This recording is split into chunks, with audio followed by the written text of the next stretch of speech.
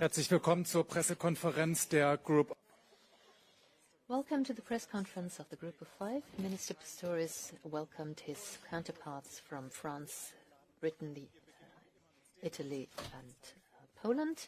We'll start with the statements as usual, then there will be time for questions and answers.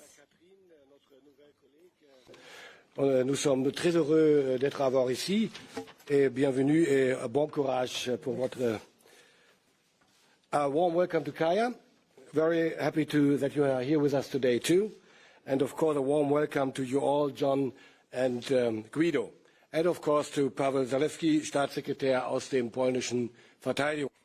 Welcome to Paweł Zalewski, State Secretary from the Polish Ministry of Defense. We had an excellent meeting today in this Group of Five format and together with the EU High Representative. Almost exactly a year ago, on the 25th of November 2024, we set up this format here in Berlin. At the time it was Kathrin's predecessor, Sébastien Lecornu, and myself. We started this new idea, and today we can rightly say that this format proved to be a success.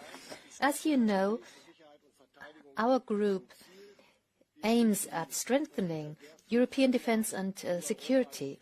We are representatives of the 5 countries in Europe that have the largest defense budgets, and as such, we promote the support for Ukraine and try to enhance it. We have very candid and open discussions in this group. Unlike other international groups, we do not use prepared statements. We have a free and open and candid discussion. In a larger group, that would be difficult. But this enables us to openly discuss new ideas, new approaches, and then we can work on these ideas and then communicate them to our partners and friends. We talked about our ideas of procurement at the European level. This is about,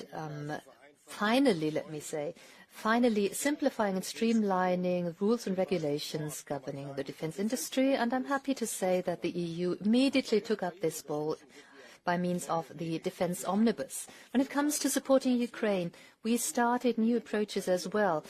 We started cooperative endeavors between our countries and the companies concerned, and when it comes to financing the production of long-range drones in Ukraine, we have been very successful as well. Ukraine is now facing its 4th winter in this war against Russia, and Russia intentionally attacks the energy infrastructure of Ukraine. Putin is trying to make the winter as unbearable as possible for Ukrainians. He wants to destroy their morale. He wants to break their resistance. So far, he's been unsuccessful. Nevertheless, these attacks are terrible, outrageous, and a blatant violation of international law, international human law. It is clear to us that we will not abandon Ukraine. They can continue to rely on us. This is what we told and assured our Ukrainian colleague, Denis Shmyhal. He was connected by a video link, and he gave us an update regarding the situation in Ukraine. For Germany, I can say Germany is prepared to keep on supporting Ukraine and to enhance our support. Yesterday, the Bundestag accepted my proposal of expanding our help for Ukraine next year. Next year, it will be more than 11.5 billion euros.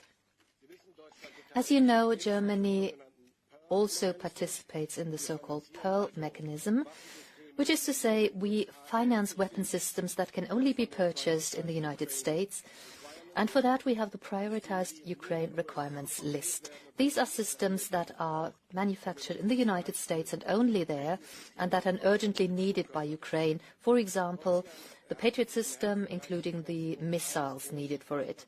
Last autumn, Germany took on the financing of one of these packages to the tune of 500 million euros. And that's news.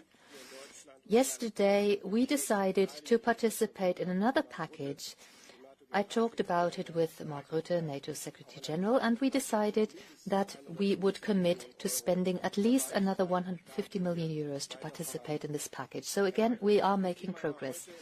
Another important subject was the topic of hybrid attacks.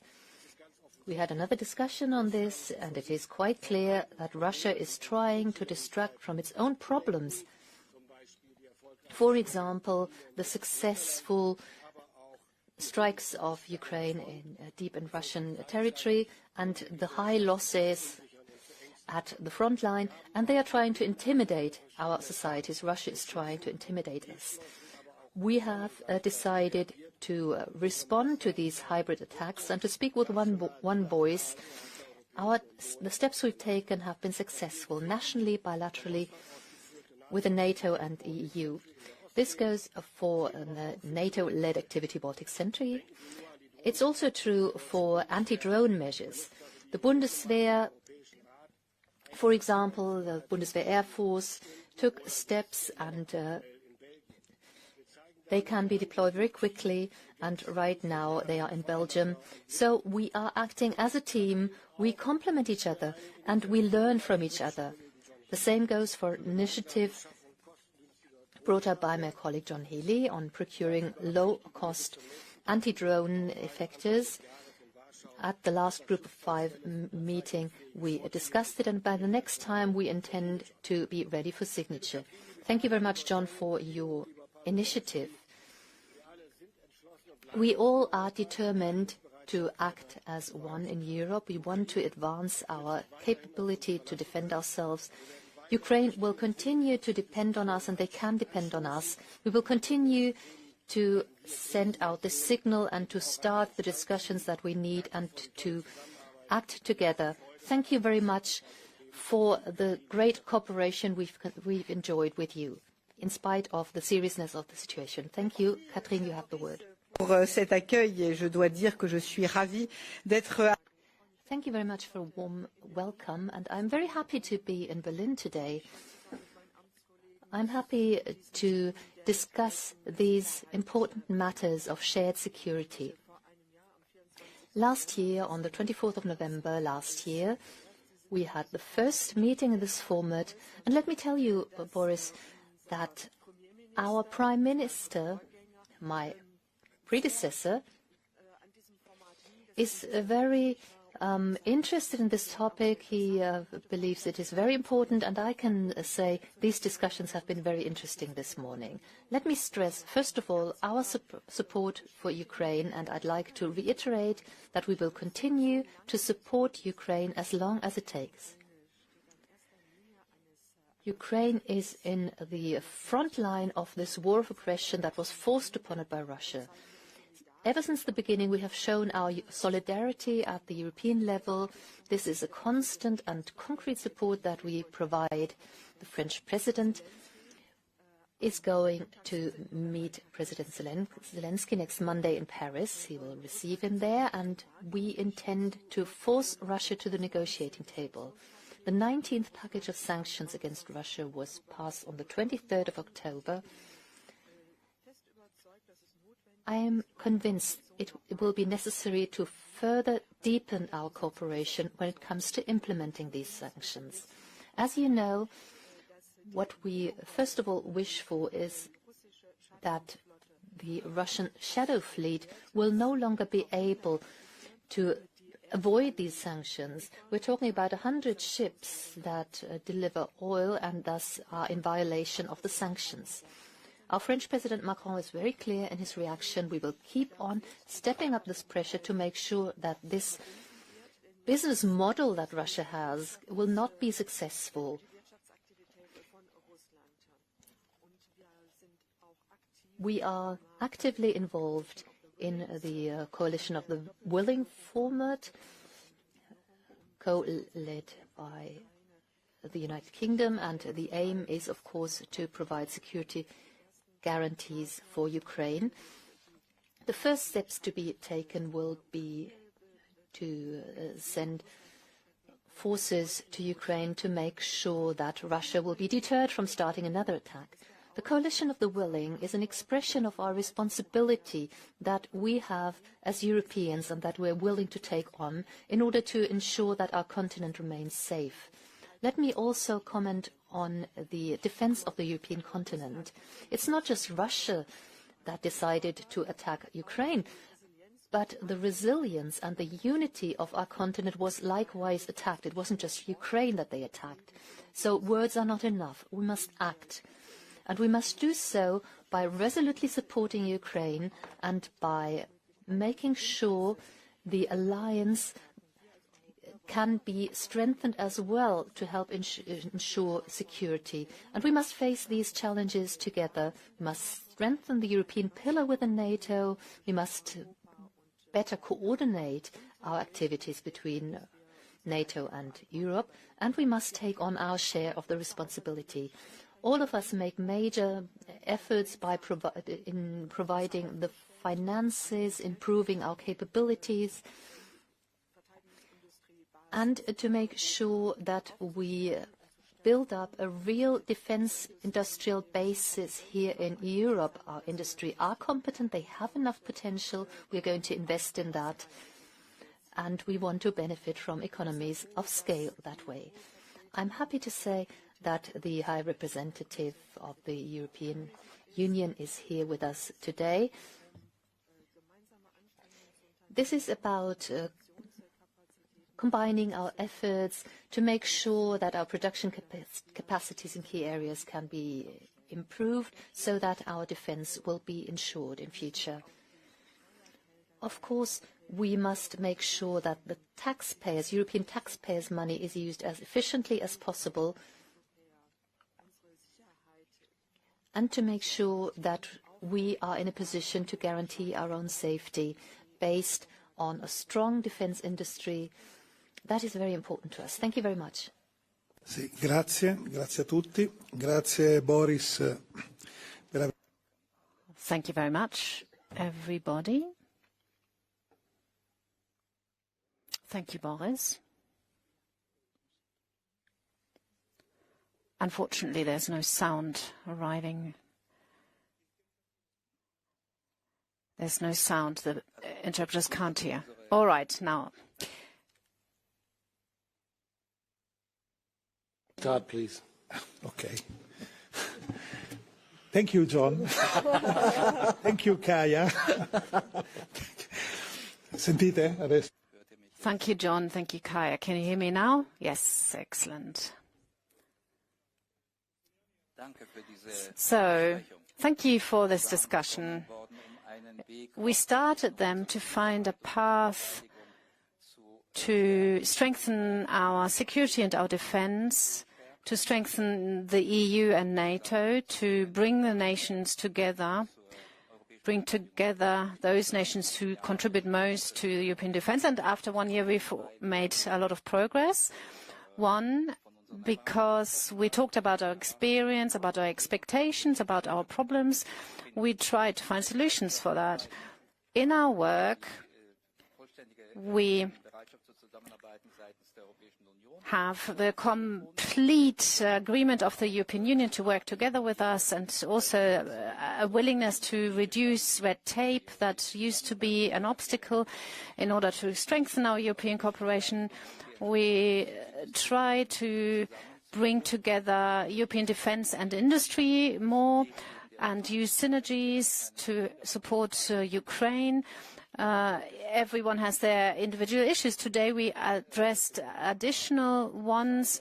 We talked about cyber attacks and other hybrid attacks that are directed against our nations and our populations, and we discussed how we can counter that. We'd like to thank Dennis for joining us online to tell us about the situation in Ukraine on the ground now at the onset of the fourth winter. And we reaffirmed that the entire West is at its side. We talked about problems. We thanked Dennis and President Zelensky that they are prepared to counter corruption in their country. And we also saw how Russia is trying to use disinformation in situations like that. The High Representative told us an important date. She pointed out, she said that 93% of Russian attacks are directed against civilian targets. There's hardly any military targets, and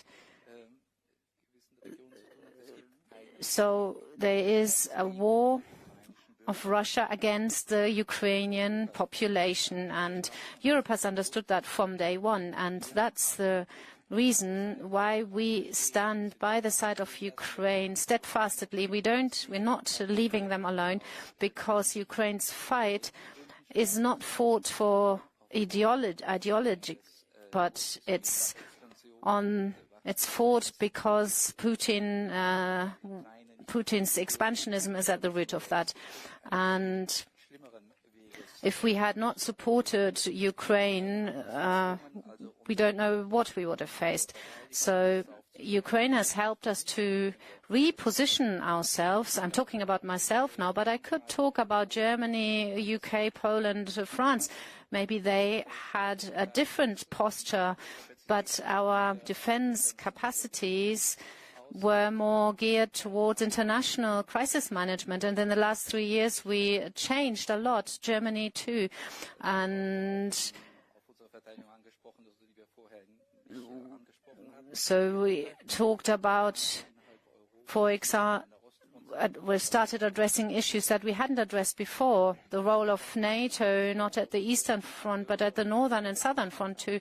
That is all becoming more and more important for our nations, for our economies. And we need to be aware that we need to strengthen our armed forces, because the growth of investment in defense for Germany and for the European people, well, what's happening here is important for France. What's happening in France is important for the Italians. Everything is important for everyone else. That's what it means being European. That's what it means addressing the situation properly. And this format has allowed us to take steps forward, to solve problems. And that's why we're going to continue with this format, because we have a responsibility politically, militarily, to address this new era of defense. We have one goal only: to ensure stability, security, peace for our populations. Thank you. A year ago, we came together as 5 nations, defense ministers from NATO nations: Italy, France, Germany, Poland and the UK. Europe's 5 biggest defense spenders. And in the year since, the threats against our nations and against Europe have only increased, with reckless drone incursions into Poland, Russian jets flying over Estonia, and NATO nations consulting through Article 4, not once but twice. As Russian aggression is growing, the war in Ukraine continues to rage, and the US has rightly challenged European nations to do more and to spend more on defence. So today, the E5 is more important now than it was a year ago, and we will continue to strengthen the E5 in the year ahead.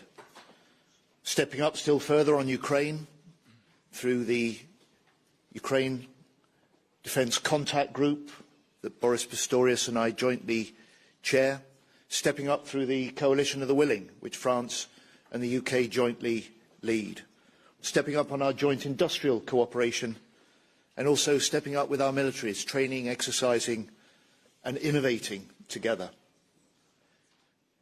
Because make no mistake, we are in a new era of threat, and this demands a new era for defence. And as the UK government, we take the defence of Europe extremely seriously. And with this UK government, we are and we will play a serious role in defending both our homeland and all our nations. We'll do that through NATO, and we'll do that bilaterally with deployments alongside our E5 allies together. And we're doing that right now. Right now, the British Army is taking part in Exercise Gaulish with France. Right now, our Navy is taking part in Exercise Falcon Strike with Italy. Right now, our RAF are flying over Poland, defending NATO airspace. And right now, our teams in RAF Lossiemouth are preparing to host new German P-8s that will fly and be able to fly from that base. And beyond the E5, we've responded rapidly to the recent drone attacks. Last month, I deployed counter-drone specialists to Denmark. Last weekend, I deployed drone experts to Belgium, who I can confirm today I've extended. And today, I can also confirm that I've now deployed members of the 12 Regiment to conduct counter-drone operations in Finland.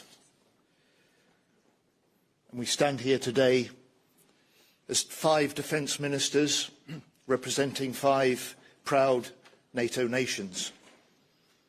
But as defence ministers, we also have the honour of standing here to represent our armed forces across the E5 and across NATO. They work 24/7, 365 days a year, often unseen, often unheard, often unrecognised. And so I thank them. We thank them. We thank them for their professionalism and their dedication, for their role in defending Europe. They keep us safe today. They will keep us safe in the future as we, the defence ministers of the E5, ensure that we step up as nations together. Thank you. Vielen Dank. Herr Staatssekretär. Thank you, State Secretary Zalewski.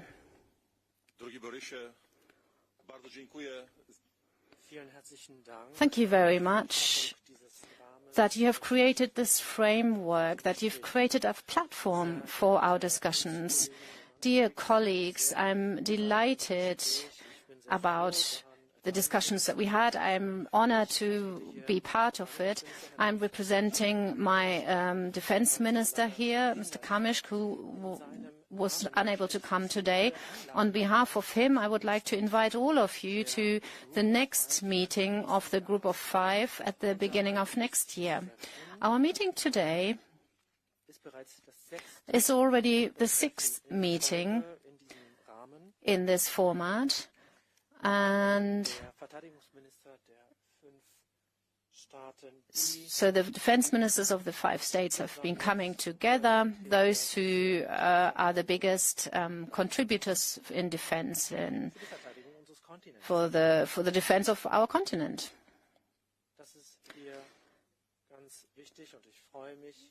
That's very important here today, and I'm delighted that the High Representative Kaja Kallas was part of our discussions today. The scale of the challenges is immense. The tasks that the European Union is faced with are enormous, and the EU is also creating a good framework for addressing these issues.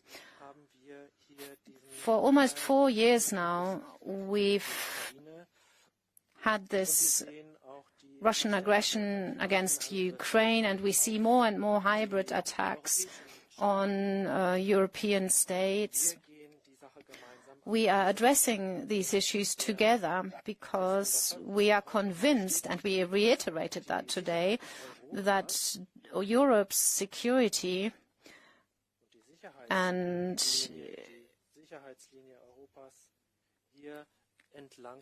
the line of security, the axis of security, runs along this front line. That's why support of Ukraine is so important.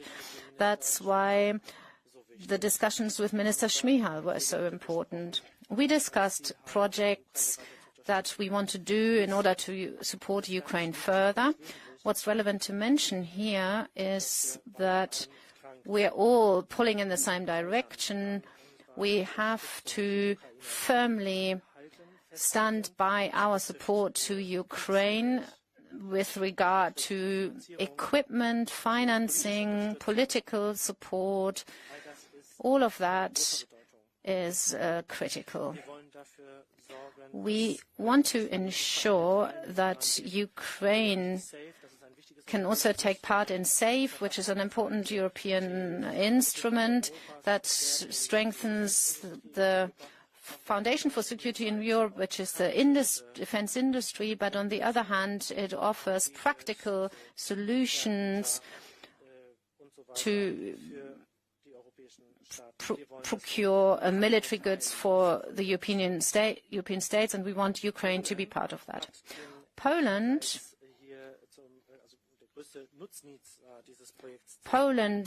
is the biggest beneficiary. We want to start a project worth 40 billion euro. We want to get that off the ground until the end of the year. And we want to include Ukrainian projects. We want joint venture projects between Poland and Ukraine on Poland's territory. And this is to strengthen Ukrainian defense capabilities. Acting together is so important also with regard to hybrid attacks. I am grateful to all those who have agreed to increase their contributions to Eastern Century and Baltic Century. Thank you very much that the armed forces of the UK, Germany, France and Italy are present in Poland. This presence means that the eastern flank is strengthened and it ensures that the whole continent's security is strengthened too. We also discussed about strengthening NATO. We share the belief that a strong NATO is a European NATO. And it was the American president who gave us that task, and he rightly called for a stronger European role in NATO. In The Hague, at the summit, we had the summit where we agreed higher contributions, and it's important now that these pledges are being put into practice and that the defense capabilities are realized. It's something that all European nations have supported. All these different investment projects are connected. They are all connected also to working together with the defense industry, which is another point. And then to talk about the coalition of the willing. We want to maintain our commitment. The coalition is prepared to continue to act as soon as there's a ceasefire in Ukraine. But we see very clearly that President Putin is not interested in such a ceasefire.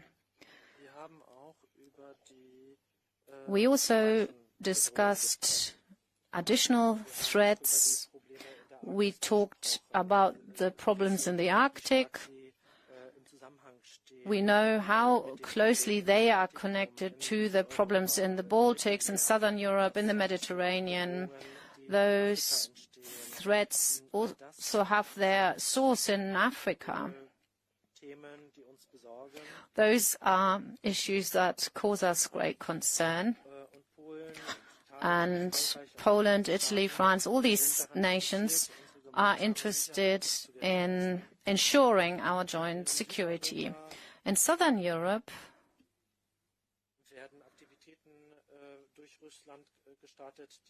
Russia launches activities that are a risk to all of us. We're talking about this 360-degree approach here. All regions in Europe are affected, and we are faced with multiple threats. And Russia is the originator of these.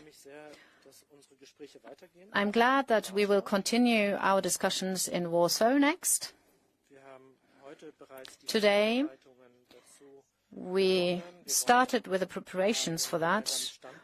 We want to develop a common understanding or make some common preparations for the summit in Ankara, and that will be an important milestone on the step to strengthening security in Europe. So thank you very much, and see you again in Warsaw. The High Representative of the EU. We really had a very good and open discussions, so thank you everybody for that. I also want to thank Germany for further increasing its support to Ukraine from next year. The decision to increase annual support to 11.5 billion euros sends a powerful message of support. And Germany's leadership on Ukraine saves lives and sets an example for the rest of Europe. I've just returned from a meeting of G7 foreign ministers, and we all agreed that immediate and full ceasefire is a priority. But right now, Russia does not want to negotiate at all. Every time the world reaches out, Russia responds with missiles. Russia's latest attacks make abundantly clear that Russia is pressing with war, and this pattern keeps repeating. Ukraine will need more funding next year. There are several options, but using immobilized Russian assets is the most clear-cut way to sustain Ukraine's defense. It is also the way to show Russia that time is not on their side. Supporting Ukraine is a bargain compared to the cost of Russia's victory. Wars are lost by whoever runs out of money or soldiers first. That is why we continue to apply pressure on Russia with sanctions. Work is going on the 20th package of sanctions, and sanctions clearly work better when they are matched by our international partners. The latest US sanctions are already depriving Russia of revenues that it uses to fund its war. Our sanctions are hitting Russia where it hurts. Today we also spoke about the rise of hybrid attacks against Europe. Sabotage, cyber attacks, drone incursions have become a daily occurrence. We cannot accept this as the new normal. We must work together systematically to counter hybrid threats and restore deterrence. On European defence readiness, the EU has presented a clear roadmap to fill the capability gaps across 9 areas. Now the work will fill these gaps is starting. Seamless military mobility is essential for European defence readiness. We need to be able to move troops and military equipment where we need them and when we need them. Next week, I will present together with the Commission a plan to improve military mobility. And this will include proposals to make our roads, bridges, tunnels, train lines, airports and other infrastructure projects able to cope with large-scale military movements, pool transport resources to help each other out when needed, and make the permit process for moving troops around Europe faster. Dear Boris, thank you again for welcoming us in Berlin, and thank you for Germany to playing a pivotal role in Ukraine's defense and defense of our union altogether. Thank you. Vielen Dank. Dann haben wir jetzt Zeit.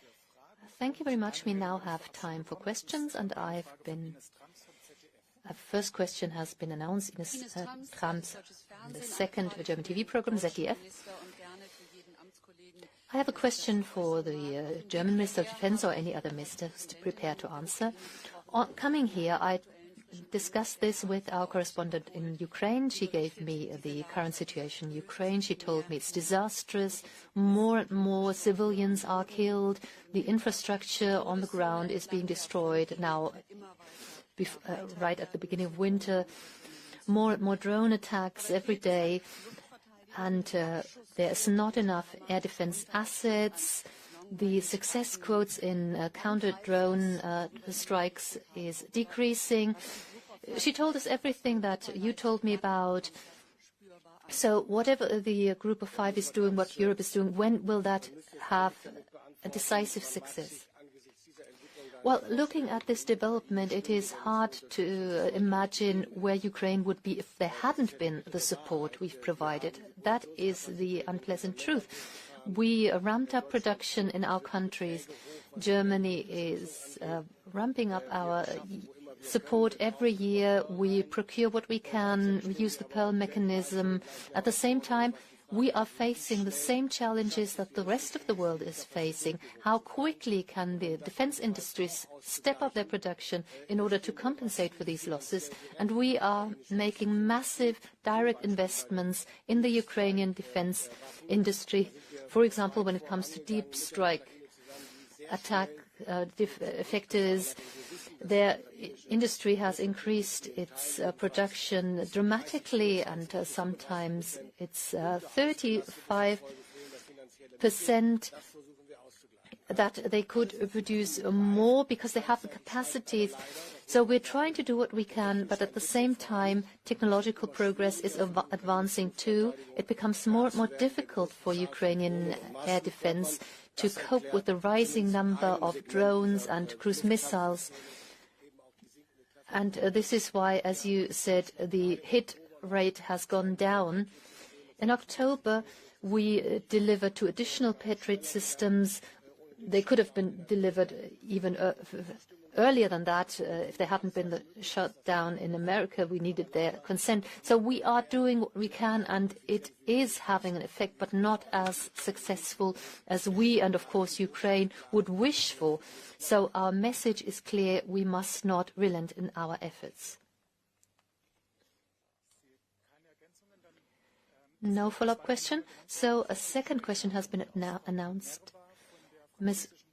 Coneva from the French newspaper Le Monde. I hope I pronounced it correctly. I'm going to ask my question in French. You mentioned hybrid attacks. Both Germany and France mentioned it. There have been many victims, and there have been incursions by drones. But neither Paris nor Berlin officially mentioned the perpetrator by foreign agents, but why?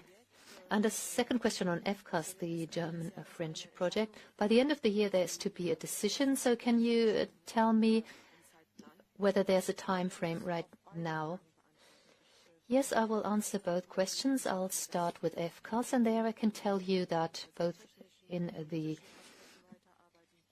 technical and the political aspects are still being worked on. It's now the 14th of November. The year isn't over yet, so we continue work on that. Your other question was about drones. That was your first question. So we have counter-drone activities, but there's also the question, who is responsible for what drone, who uses these drones, and we talked about this today. Some elements are very important here. We need to take on the responsibility to not mention the perpetrator unless we are sure we know who it was. We have many strategies in dealing with this. The same is true for all countries here. And there's a second question when it comes to who the perpetrator is, and then we're still working on that too. Yes, I can only support this. We are conducting talks, and a decision is to be made by the end of the year. So these talks are ongoing. Last week I discussed it with our Chancellor, so nothing has changed there as far as drones are concerned. Well, yes, there's not always a legally reliable proof who was responsible for a drone attack, but there's usually some evidence, and there's the question as to who benefits from a drone attack, cui bono, as they say. So when you think about that, you come up with a result very quickly. When airports in Belgium have to close down because of a drone threat, that clearly has to do with the discussion about using Russian assets. You don't have to be Sherlock Holmes to come up with that conclusion. So some conclusions are more plausible than others. On the other hand, 30 years ago, certain things were clear. We said it's very clear what the situation is. But today it's different. It's more blurred. There are these hybrid attacks, and it is often difficult to tell what an attack is and who it is by. It goes for drones, it goes for interfering with elections, and it goes for other kinds of meddling with our affairs. We have to be prepared to act, but we must make sure we do not promote any escalation of the situation. That's the last thing we want. Next question, Ms. Audino from La Stampa.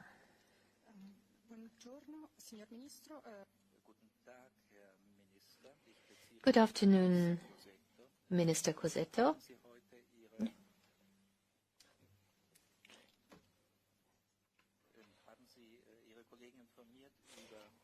My question is, have you informed your counterparts about the list detailing how you are planning to support Kiev, and has there been a decision? Well, I'm in Berlin today, not in Italy, so I haven't discussed that. I spoke to my colleagues about what support Italy is going to give to Kiev. We are talking about 800 million that we are providing in terms of generators to be sent to Ukraine to make sure they can make it through the winter. And it's also about 12 million to be sent to Ukraine. Likewise, so our support for Ukraine will not cease. And as we heard, 93% of Russian attacks are against flats, hospitals, schools. So we are going to do all we can to help a country that is not guilty of anything else than defending itself against an absurd aggression.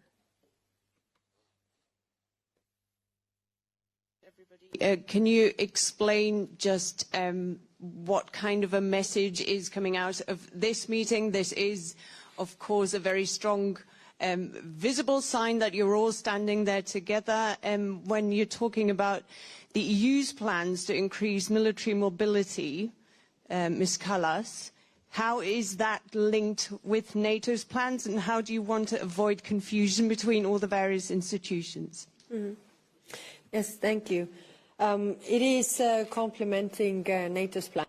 So we are in constant contact with NATO as well, that we don't duplicate, but we try to contribute. So we have NATO's military plans ready, but then we have all the member states that need to deliver for those capability targets. And that's why we have come up also with the capability coalitions, because there are a lot of capabilities that are too expensive to procure for one country alone, but they are also answering the NATO's military targets for those countries who then cooperate. So no duplication in this regard. When it comes to military mobility, then the roads, bridges, these are member states that need to build those, but they need to be also really in the line of those plans that actually it is member states are able to move military from where it is to where they need it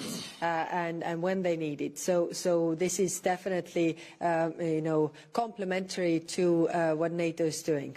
Thank you.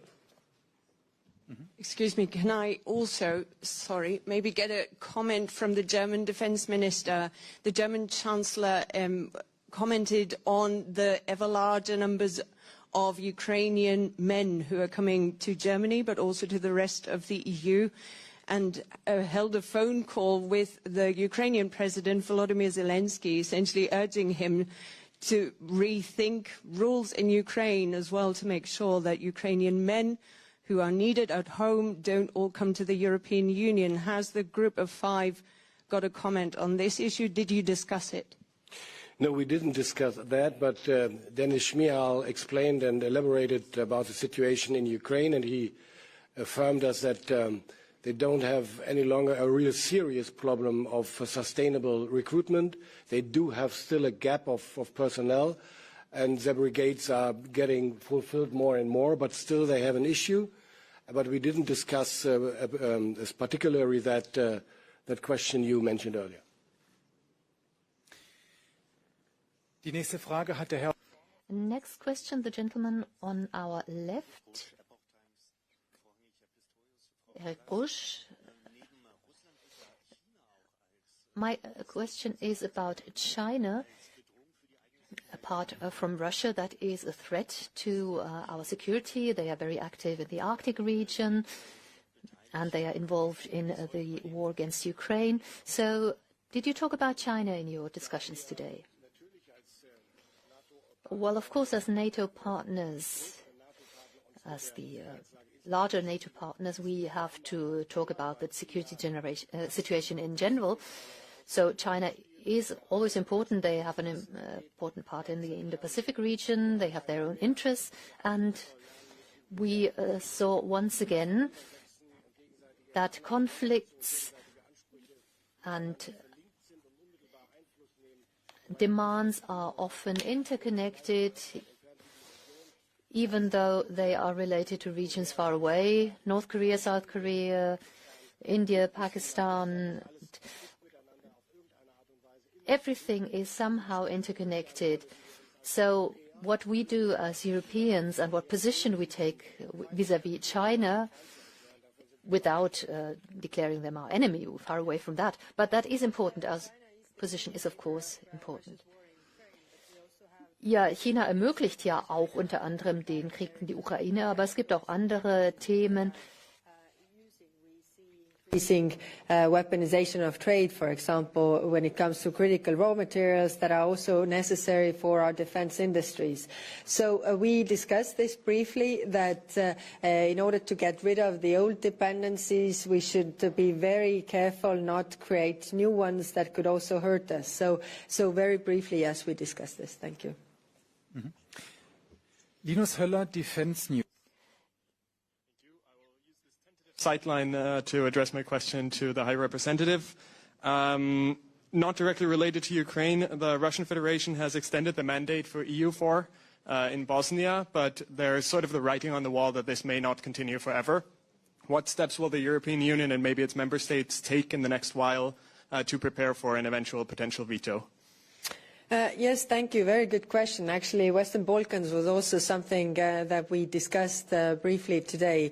I was just 2 weeks ago in EUFOR Altea in Bosnia-Herzegovina, and you're very right. The mandate is now extended for 1 more year, and then comes the question, what next? So far, there hasn't been a veto by Russia, and there are different reasons for that. But clearly, Western Balkans is our closest neighborhood. The stability there is very important for us. It has two sides. One is, of course, the military presence, so that things don't go out of hand.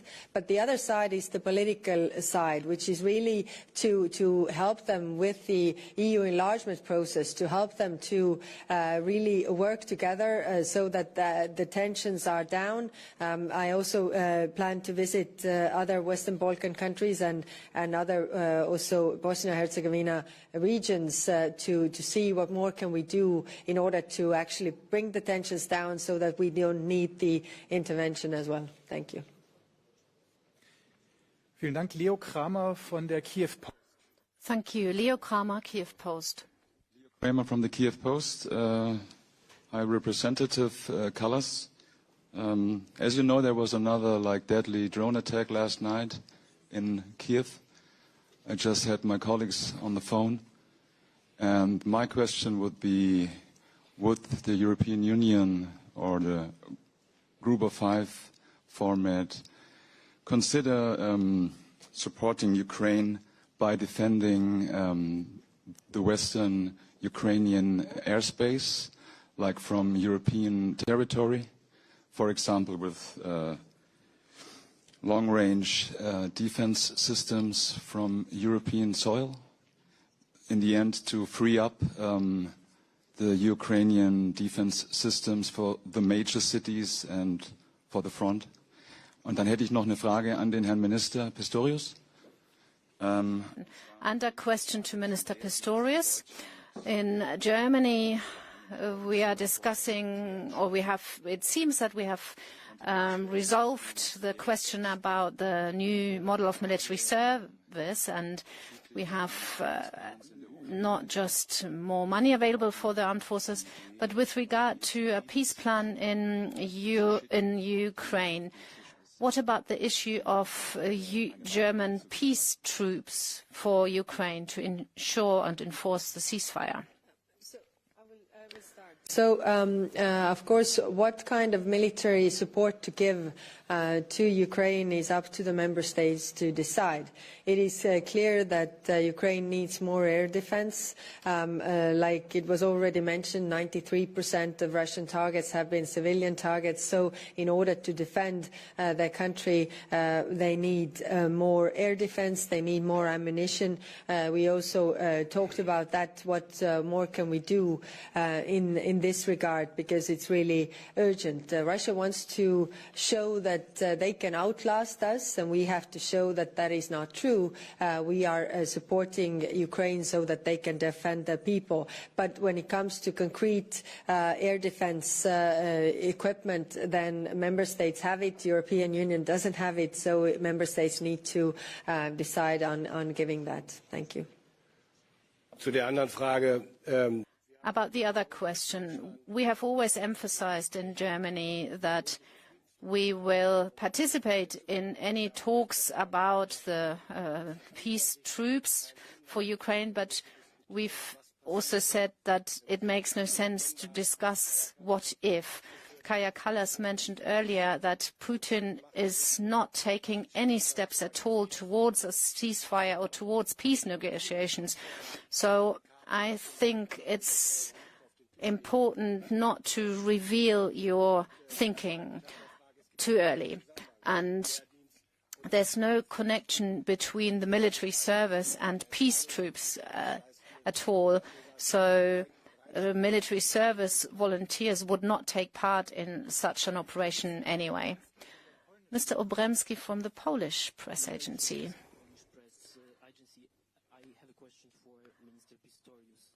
What are the factors currently preventing Germany from making a decision to supply Taurus missiles to Ukraine? Could you elaborate on the main concerns or conditions that still need to be addressed before such a step could be taken?